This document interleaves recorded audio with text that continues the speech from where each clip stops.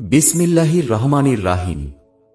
জায়েদ ইবনে ওহাব রাদ্দিয়াল্লাহু আনহু থেকে বর্ণিত, আব্দুল্লাহ রাদ্দিয়াল্লাহু আনহু বলেন, সত্যবাদী রূপে স্বীকৃত রাসূলুল্লাহ সাল্লাল্লাহু আলাইহি ওয়াসাল্লাম আমাদের কাছে হাদিস বর্ণনা করতে গিয়ে বলেছেন, নিশ্চয় তোমাদের প্রত্যেকের সৃষ্টির উপকরণ নিজ নিজ মাতৃগর্ভে 40 দিন পর্যন্ত বীর্যরূপে অবস্থান করে, এরপর তা জমাট বাঁধা রক্তে পরিণত হয়।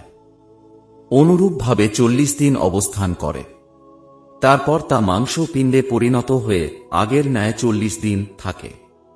এরপর আল্লাহ একজন ফেরেশতা প্রেরণ করেন, আর তাকে 4টি বিষয়ে নির্দেশ দেওয়া হয়।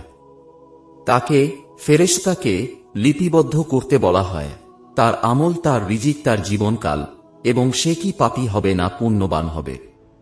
এরপর তার মধ্যে আত্মা ফুঁকে দেওয়া হয়।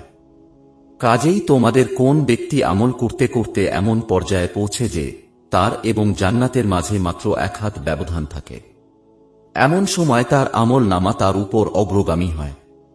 তখন সে জাহান্নামবাসীর মতো আমল করে, আর একজন আমল করতে করতে এমন পর্যায়ে পৌঁছে যে তার এবং জাহান্নামের মাঝে মাত্র 1 হাত ব্যবধান থাকে, এমন সময় তার আমলনামা তার উপর অগ্রগামী হয়।